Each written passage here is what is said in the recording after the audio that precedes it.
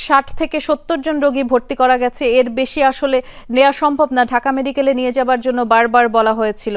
এবং তৎক্ষণাৎ আমরা দেখছিলাম যে ডাক্তারদের পক্ষ থেকে যে প্রচেষ্টা চালানো হয়েছে, কারণ বেশিরভাগ দগ্ধ রোগীদেরই আনা হয়েছে, দগ্ধ শিশু যাদের শরীরের বেশিরভাগ অংশই হয়তো পড়ে গেছে, যদিও সেটি আমরা নির্দিষ্টভাবে এখনই বলতে পারছি না, কারণ যে যার মতো কর্তব্য তার পালন করছে। এবং আমরা মিডিয়ার কর্মী যারা আছি আমরা চেষ্টা করি যাতে করে কারো কাজে কোনো ধরনের বিঘ্ন না ঘটে। আমরা একটু আবারও যাব ঘটনাস্থলে, আমাদের সহকর্মী শাকিল হাসান আছেন, তিনি আমাদেরকে ঘটনাস্থলের চিত্র জানাতে পারবেন। শাকিল, উদ্ধার তৎপরতা এখন কোন পর্যায়ে আছে, অর্থাৎ বিমানটির যে ধ্বংসাবশেষ পুরোপুরি সরানো গেছে কিনা আমরা আসলে জানতে চাচ্ছি, সেখানে আর কেউ আটকা পড়ে আছে কিনা, কিংবা যেটি আসলে কারোরই কাম্য নয়, নিহত কেউ আছে কিনা?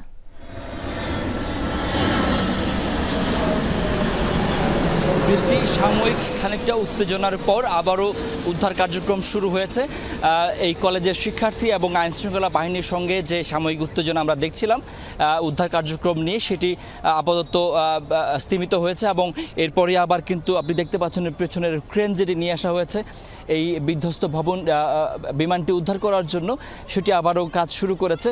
এবং সামনে ফায়ার সার্ভিস সহ সেনাবাহিনীর উদ্ধারকারী দল তারা কাজ করছেন। এবং এই ভিতরে যে অবস্থাটি আমি এর আগের খবরে বলেছিলাম যে আমি কিন্তু ওখানে প্রায় ঘন্টা দুয়ের মতো পুরো যে বিধ্বস্ত ভবনটি এবং বিধ্বস্ত বিমানটি পুরোপুরি আমি পুরো জায়গাটি দেখে এসেছি। এবং সেটি এক ভয়ানক অবস্থা ওখানকার। এবং এটি ছিল একটি ক্লাসরুম, এবং এখানে কিন্তু যে দোতলা ভবনটি দেখা যাচ্ছে উত্তর দক্ষিণে লম্বালম্বী, এই পুরো ভবনেই ক্লাসরুম ছিল নিচতলায় এবং দোতলায়।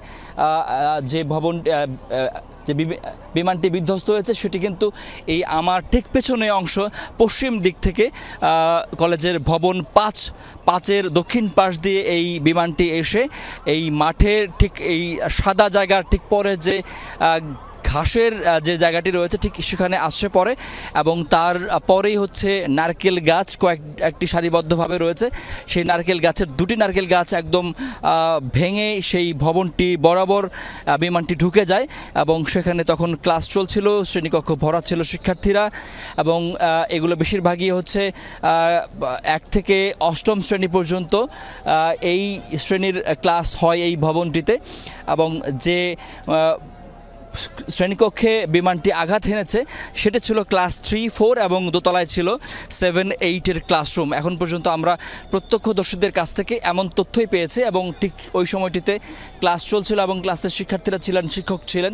এবং আমরা যখন পেছন দিয়ে যখন ওই ক্লাসরুমের ভেতরে ঢুকেছিলাম তখন আমরা দেখতে পেয়েছি যে এই পুরো ক্লাসরুমটি দগ্ধ হয়েছে এবং পুড়ে ছাই হয়ে গেছে সব কিছু।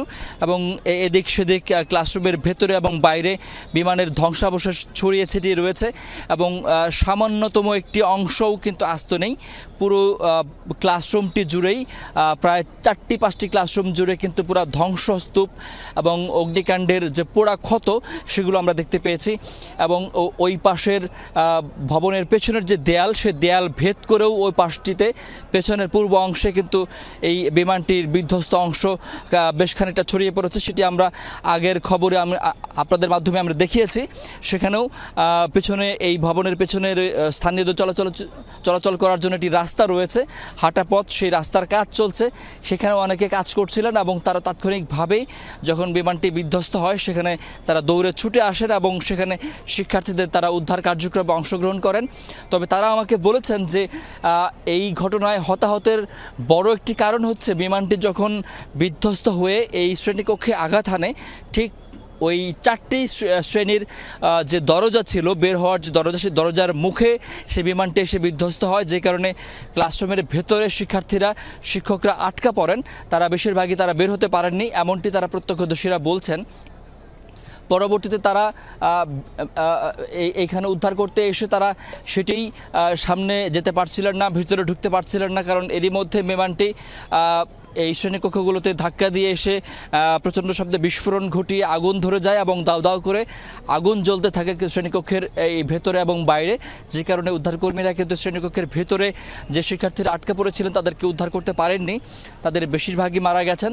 এবং বাইরে থেকে পরে তারা জানলার এবং দরজার যে অংশটুকু সেগুলো ভেঙে তারা ভেতরে ঢোকার চেষ্টা করেছিলেন, কিন্তু আগুনের কারণেও তারা খুব বেশি সফল হননি এবং ওই শ্রেণীকক্ষগুলোর ভিতরে যারা ছিলেন তারাই সবচেয়ে বেশি ক্ষতিগ্রস্ত হয়েছেন, দগ্ধ হয়েছেন এবং গুরুতর আহত যারা রয়েছেন তারা এই কক্ষগুলোর ভিতরেই ছিলেন, এমনটি আমরা প্রত্যক্ষদর্শীদের কাছ থেকে এবং উদ্ধারকারীদের কাছ থেকে জানতে পেরেছি। এবং এর বাকি পরবর্তীতে যখন ফায়ার সার্ভিস, সেনাবাহিনী সহ অন্যান্য উদ্ধারকারীরা এসে যোগ দেন যন্ত্রপাতি নিয়ে এবং পুরোদমে যখন উদ্ধার কার্যক্রম শুরু হয়, তখন এখানকার দগ্ধ যারা, আহত যারা ছিলেন তাদেরকে উদ্ধার করা হয় এবং অনেককে হেলিকপ্টারে করে, অনেককে অ্যাম্বুলেন্সে করে, অনেককে গাড়িতে করে এই কলেজ থেকে নিয়ে যাওয়া হয় হাসপাতালে। আমরা যখন এখানে আসছিলাম তখন আমরা দেখেছি একের পর এক অ্যাম্বুলেন্স গাড়ি করে আহতদের, দগ্ধদের নিয়ে হাসপাতালের উদ্দেশ্যে রওনা দিচ্ছে এবং অসংখ্য মানুষ এসছেন, স্থানীয়রা উদ্ধার কার্যক্রমে অংশগ্রহণ করার জন্য। উদ্ধার কার্যক্রমের সঙ্গে যারা জড়িত রয়েছেন তারা তাদেরকে বারবার করে বলছিলেন হাসপাতালগুলোতে যাওয়ার জন্য, কারণ হাসপাতালে প্রচুর রক্তের প্রয়োজন হচ্ছে, বিভিন্ন গ্রুপের রক্তের জন্য সেখানে ডোনার প্রয়োজন হবে, সেখানে তাদেরকে যাওয়ার আহ্বান জানাচ্ছিলেন তারা। এবং তারপরে আমরা দেখতে পাচ্ছি যে উদ্ধার কার্যক্রমের জন্য আরও সরঞ্জাম নিয়ে আসা হয় এবং ভেতরে যে বিমানটি বিধ্বস্ত হয়েছে সেই বিমানটি ভগ্নাশেষ উদ্ধার করে নিয়ে আসার জন্য এবং সেখান থেকে আলামত জব্দ করার জন্য আইনশৃঙ্খলা বাহিনীর সদস্যরা এবং সেনাবাহিনীর সদস্যরা তারা ভেতরে কাজ করেছেন এবং সেখান থেকে আলামত উদ্ধার করে তারা নিয়ে এসছেন। এবং ঠিক তখনই আমরা কিন্তু কিছু পোড়া জিনিসপত্র আমরা পেয়েছিলাম, সেটি আগের খবরেও দেখিয়েছি, আপনাদেরকে আবারও বলতে চাই। সেটি হচ্ছে শিক্ষার্থীদের ব্যবহার করা ব্যাগ, সোয়েটার, স্কুল ড্রেস, তারপরে হচ্ছে তাদেরকে এই শিক্ষার্থীদের পোড়া বই, খাবার পানি, খাবারের টিফিন বক্স, একজন শিক্ষার্থীর জোড়া জুতা, এরকম নানা সামগ্রী আমরা এই পোড়া শ্রেণীকক্ষের ভেতরে পেয়েছি। পুরো শ্রেণীকক্ষটি কিন্তু পুরো একদম বিধ্বস্ত। কক্ষটির ভেতরে আসলে কিছুই নেই, শুধুমাত্র ভাঙাচোরা দেয়ালটি বাদে, এবং সেটি দেখলে মনে হবে বিধ্বস্ত কোনো এক জায়গা। এবং পুরো দেয়ালটি ভেঙেও পূর্ব পাশ দিয়ে বিমানটি অর্ধেক অংশ বের হয়ে গেছে এবং যে অংশটি ওই পাশের পেছনের যে সড়ক, সেই সড়কের উপরেও খানিকটা গিয়ে পড়েছে। আমরা সেই অংশটিকেও দেখেছি এবং সেখান থেকেও আমি তথ্য ছবি পাঠিয়েছিলাম দর্শকদের জন্য। যদি দেখতে পারেন যে হচ্ছে এই পুরো ভবনটির যে কালো অংশ দেখা যাচ্ছে এবং ক্রেনটি যেখানে স্থাপন করা হয়েছে ঠিক তার পেছনের এই নিচতলা এবং দোতলা মিলে প্রায় 4টি শ্রেণীকক্ষ, 4 থেকে 5টি শ্রেণীকক্ষে প্রায় ধ্বংস হয়ে গেছে, একদম পুরোপুরি ধ্বংস হয়ে গেছে। এবং বলা হচ্ছে ভবনটিও এখন ঝুঁকিপূর্ণ হয়ে পড়েছে, যেহেতু নিচতলার পুরোটি একদম বিমান গিয়ে আঘাত হানার কারণে পুরোই ভেঙে গেছে।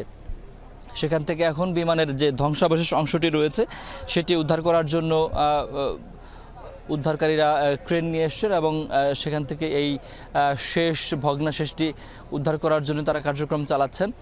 এবং আমরা যেহেতু উদ্ধার কার্যক্রমে যেন সামান্যতম ব্যাঘাত না ঘটে, আমরা বেশ খানিকটা দূরেই অবস্থান করছি এবং গণমাধ্যম কর্মীদের অনেককেই এই কলেজ প্রাঙ্গণে ঢুকতে দেওয়া হয়নি। শুরুতে আমাদেরকেও ঢুকতে দেওয়া হয় না, পরে আমরা শিক্ষার্থীদের সহায়তা আমরা প্রবেশ করেছি। সেখানে শিক্ষার্থীরা অনেকে ছিলেন। আধা ঘন্টা 40 মিনিট আগে একটি অপ্রীতিকর একটি পরিস্থিতি তৈরি হয়েছিল, আইনশৃঙ্খলা বাহিনীর সঙ্গে শিক্ষার্থীদের খানিকটা উত্তেজনা তৈরি হয়েছিল, যদিও এখন সেটি স্তীমিত হয়েছে এবং উদ্ধারকারীরা আবারও পুরোদমে কাজ শুরু করেছেন। শেষ পর্যন্ত যে শ্রেণীকক্ষগুলো ধ্বংস হয়ে গেছে এবং বিধ্বস্ত সেই বিমানটির যেখানে পড়ে আছে সেখানে আর কোনো দেহ বা আর কোনো শিক্ষার্থী আটকা পড়ে আছেন কিনা এটি আমরা এখন পর্যন্ত নিশ্চিত নই, কারণ যারা উদ্ধার কার্যক্রম করছেন তারা আমাদেরকে এখনও আনুষ্ঠানিকভাবে এই তথ্যটি জানাননি যে শেষ পর্যন্ত ওখানে আর কেউ আটকা পড়ে আছেন কিনা। আর যেহেতু উদ্ধার কার্যক্রম নির্বিঘ্ন করার জন্য আমরাও একদম খুব কাছে যাচ্ছি না, সেই ক্ষেত্রে আমরা আসলে সেটি এখন পর্যন্ত আর এই গত 2 ঘন্টায় আমরা দেখতে পাইনি যে ওখানে আর কেউ আটকে পড়ে আছে কিনা। নিশ্চয়ই উদ্ধারকারী যারা আছেন তারা আমাদেরকে খানিক পরে হয়তো আনুষ্ঠানিক কোনো তথ্য আমাদেরকে জানাবেন যে এখনও ভেতরে কেউ আটকা পড়ে আছে কিনা বা কোনো দেহ সেখানে আটকা পড়ে আছে কিনা সেটি আমাদেরকে নিশ্চয়ই জানাবেন। তবে উদ্ধারকারীদের পক্ষ থেকে বারবার করে বলা হচ্ছে যে হাসপাতালগুলোতে যেন আগ্রহীরা যান এবং যারা স্থানীয় এখানে ভিড় করছেন তারা এখানে ভিড় না করে বরঞ্চ হাসপাতালগুলোতে গেলে হাসপাতালে হয়তো অনেকের রক্ত লাগবে বিভিন্ন গ্রুপের, সেখানে আহতদের জন্য সুবিধা হবে এবং দ্রুত রক্ত পাওয়া সেটি নিশ্চিত করবে। এবং সে কারণে তাদেরকে অনুরোধ করা হচ্ছে বারবার করে এই দুর্ঘটনার স্থলটি ত্যাগ করে হাসপাতালে রক্ত দিতে যাওয়ার জন্য।